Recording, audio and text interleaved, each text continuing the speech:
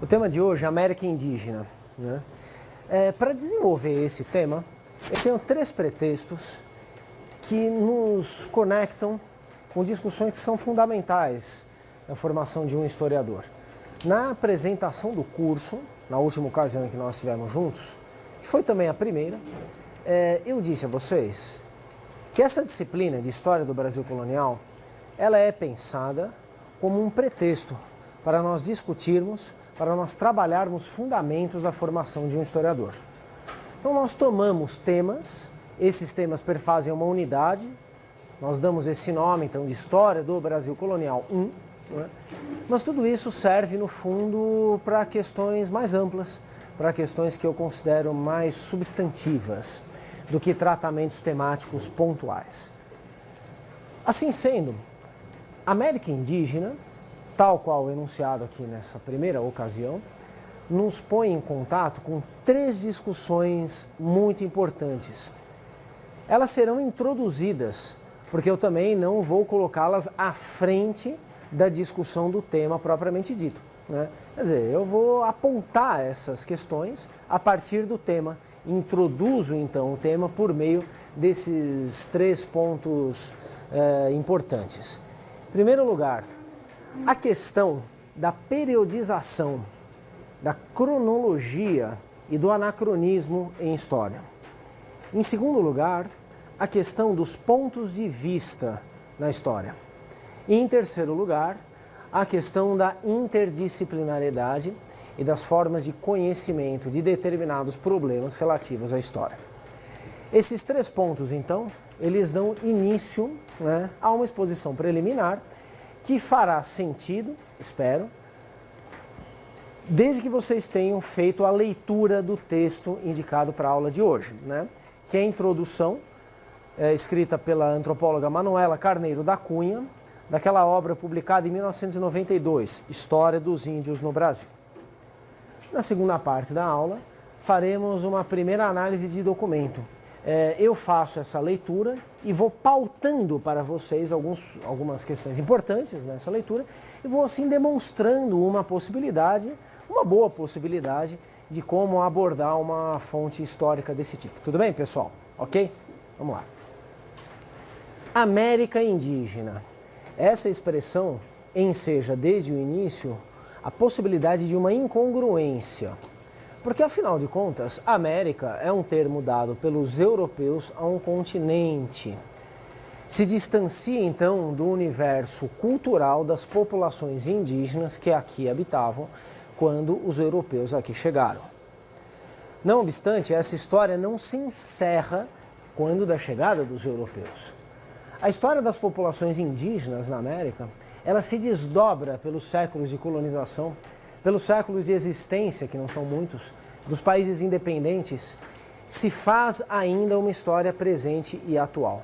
Não de todas as populações indígenas, muitas desapareceram. Outras, a maioria, se transformou, se mesclou, desenvolveu formas de sobrevivência, desenvolveu formas de relacionamento com essas culturas estranhas ao continente europeu, estranhas até o final do século XV. Assim sendo, né, essa é uma história de longa duração, a história das populações indígenas da América. É uma história que progressivamente deixa de ser uma história de populações nativas e que se confunde com a própria história das sociedades no continente americano, desde que se processou esse encontro entre 2 mundos fortemente, muito diferentes entre si, o mundo europeu e esse mundo americano. Assim, repito, a ideia de uma América indígena, né, carrega um forte potencial de incongruência, porque o nome utilizado pelas populações indígenas, aliás, os nomes eram outros, né? Aliás, essas populações indígenas não tinham uma ideia de unidade desse continente, não tinham por que desenvolver essa ideia. A preocupação, então, com o continente americano como um continente, merecedor, portanto, de um nome, de uma alcunha, de uma identidade, é uma preocupação europeia, é uma preocupação desse século XV, século XVI, do século XVII, né? De onde vem o termo América, vocês devem saber, né? É uma homenagem a Américo Vespúcio, né? Uma homenagem, é um reconhecimento que foi dado no começo do século XVI a Américo Vespúcio como tendo sido aquele que reconheceu, né, nas terras recém-descobertas pelos europeus uma novidade. Aparentemente falei uma redundância, uma novidade, as terras recém-descobertas. Claro, porque a ideia de descoberta não necessariamente carrega consigo a ideia de uma novidade. No século XV, final do século XV, no começo do século XVI, justamente Vespúcio foi aquele que de modo mais eficiente, né, reivindicou para si a consciência de que as terras que os europeus encontraram não eram as terras esperadas, mas eram terras novas. Esse reconhecimento veio então, pouco depois dos escritos do Vespúcio, no começo do século XVI, com o batismo, né, em obras cartográficas, em obras geográficas, em que pela primeira vez então passaram a representar o continente americano. Isso nós vamos ver na próxima aula, né, que os atlas europeus, os mapas mundi europeus, até o começo do século XVI, ignoravam por completo a existência de um continente americano. Ignoravam porque esse continente não existia nas formas de pensar o mundo dos europeus. Esse continente não fazia parte da visão de mundo europeia. Passará a fazer parte, né? E quando então os cartógrafos, os geógrafos começam a colocar esse continente nas suas representações no mundo, né, batizam com o nome de América, em homenagem a Vespúcio, ou melhor, em tributo ao reconhecimento de que Vespúcio teria, claro, percebido algo que, por exemplo, Cristóvão Colombo não percebeu. Porque Colombo morreu acreditando que ele tinha chegado à Ásia, que ele tinha, enfim, promovido um grande feito da história da humanidade, como de fato fez, né? Como de fato promoveu, mas a consciência que ele tinha desse feito era da abertura de um caminho para a Ásia, que era o objetivo inicial. O inesperado precisa ser decodificado, precisa ser apropriado por referenciais culturais dos europeus. Assim, essa visão de mundo se transforma com a incorporação de um quarto continente a um mundo que até então tinha 3 continentes: a Europa, a Ásia e a África. O que nós chamamos hoje de Oceania virá bem depois, lá no final do século XVIII.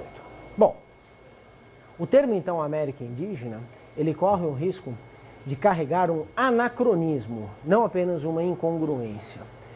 Literalmente, o que é um anacronismo? Pode ser definido como um erro de datação, simplesmente, ou como a atribuição, né, de uma época, a atribuição a uma época de valores de outra época. Nesse sentido, estamos diante de uma definição menos literal, mais complexa e mais interessante.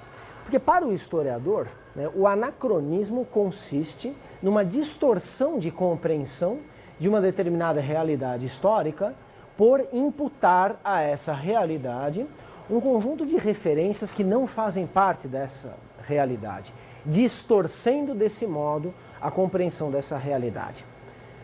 Só que para nós, historiadores, é muito difícil evitar completamente o anacronismo. Por quê?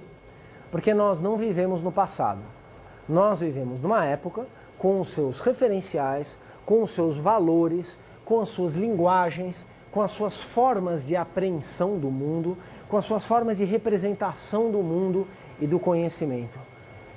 Não há outra maneira de estudar o passado senão, em parte, transferindo algumas dessas ferramentas mentais para a época que nós queremos entender. Claro, já disse isso a vocês e repetirei ao longo do curso. Um historiador não estuda apenas o passado. Um historiador não deve se interessar apenas pelo passado.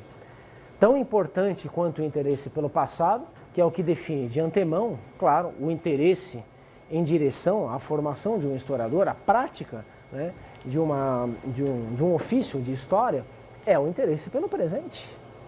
No entanto, curiosamente, o interesse pelo presente é capaz de obliterar o interesse pelo passado.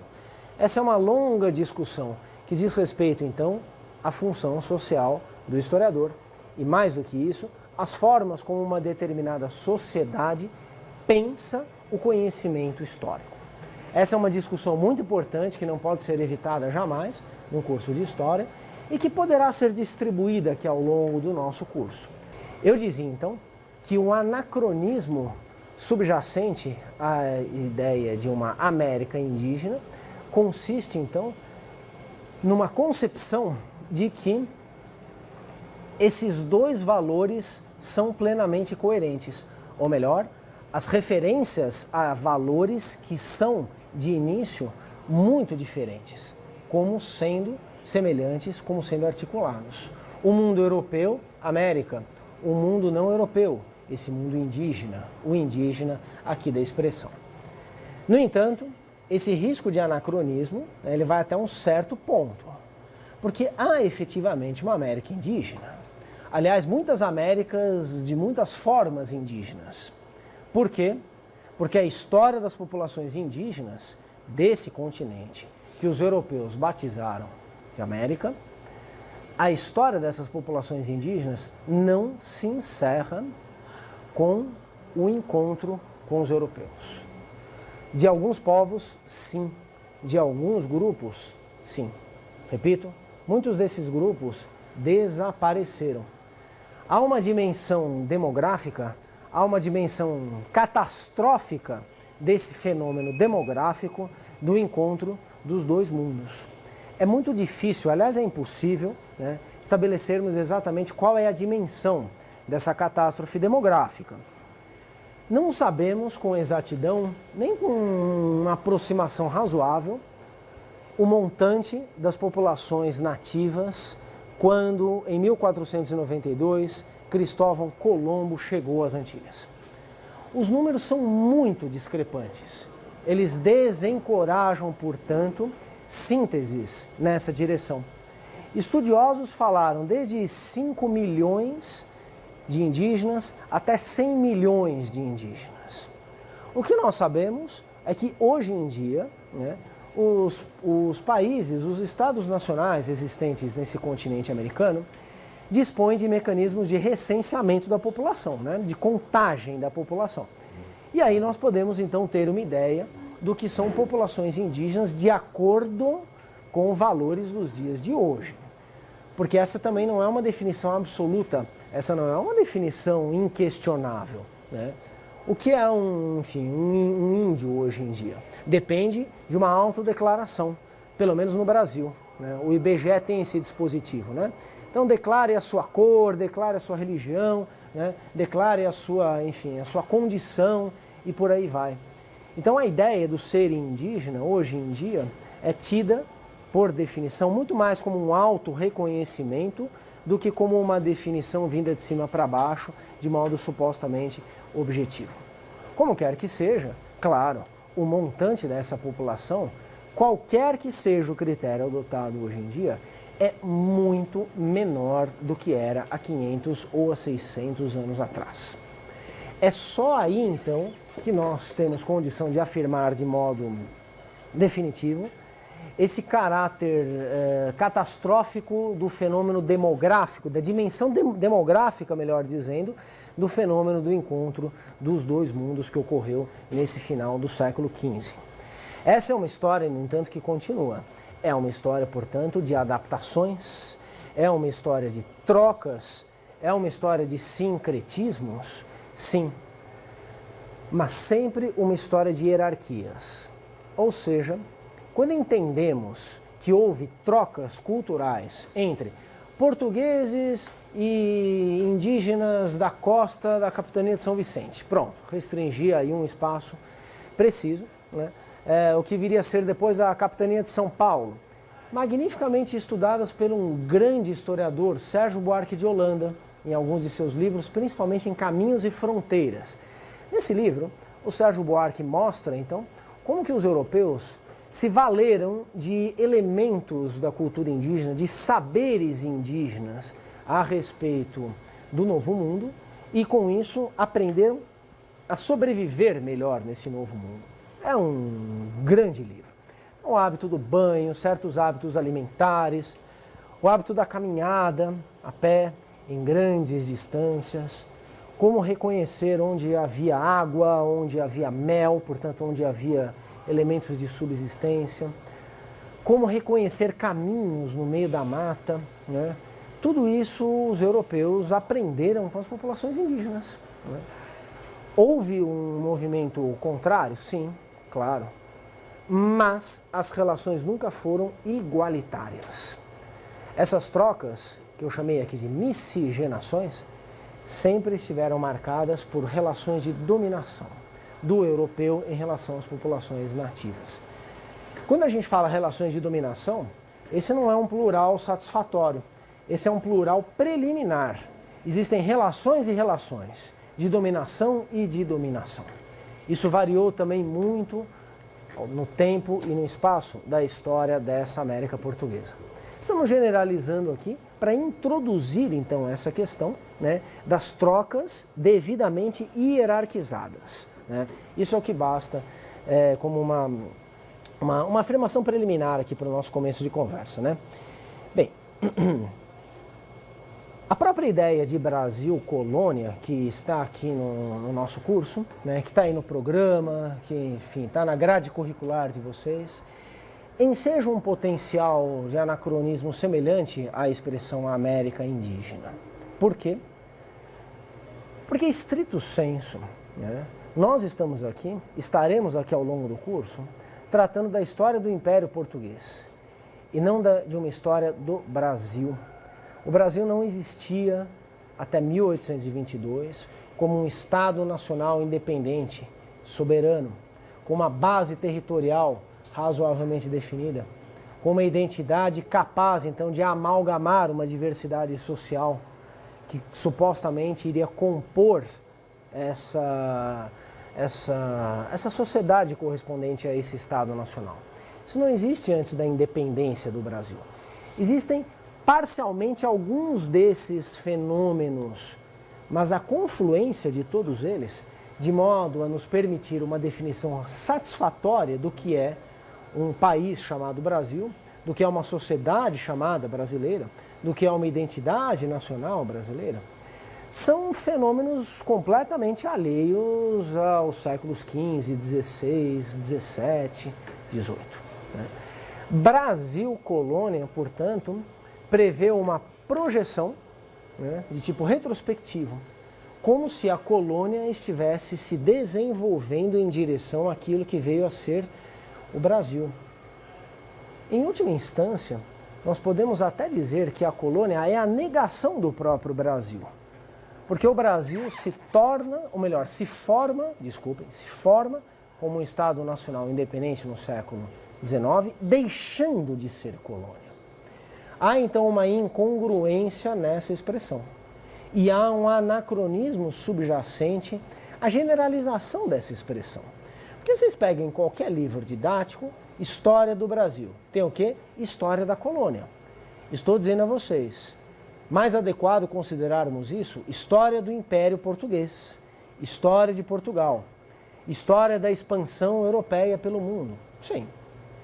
Mas também História de populações nativas, que estabeleceram contatos, enfim, que travaram relações assimétricas, hierárquicas, embasadas em condicionamentos de dominação com as populações europeias. Mas todas essas expressões seriam mais satisfatórias do que a simples consideração, então, disso tudo como uma história do Brasil. Um livro didático, ou a cabeça da maioria das pessoas que pensa alguma coisa sobre a história nesse país, né? A cabeça das pessoas, já desde o sistema educativo, já desde valores que estão espalhados na nossa sociedade e que desde muito cedo condicionam formas de se pensar a história, tudo isso ensina, entre aspas, a pensarmos a história do Brasil como uma unidade longeva, né? Como uma unidade que remonta pelo menos desde o descobrimento. Não é assim? Não tem nenhuma novidade nisso.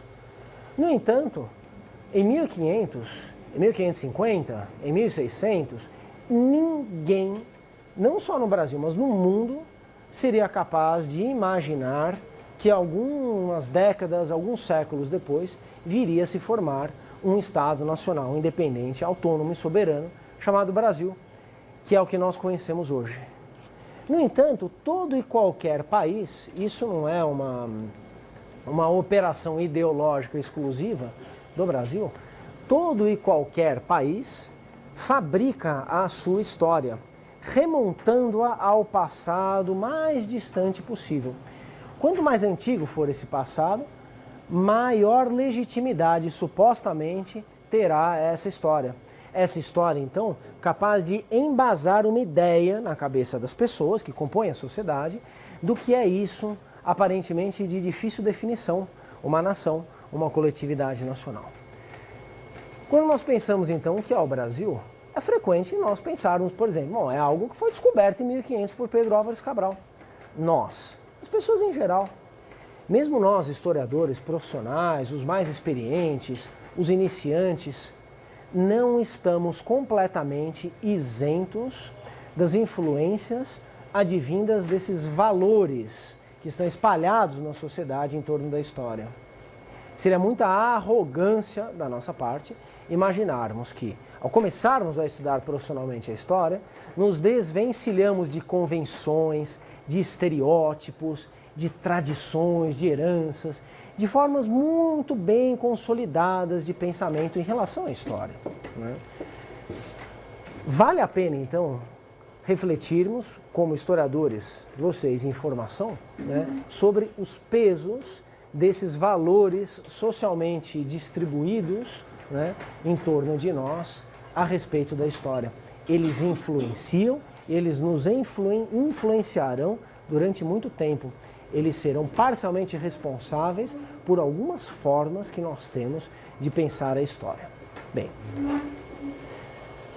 essa operação retrospectiva, então, de dotar uma nação de um passado capaz de legitimá-la, de legitimar a nação, não é exclusiva do Brasil. Mas, no caso do Brasil, alguns dos seus componentes mais tradicionais são esses tópicos da história, que remontam, então, à história da colonização.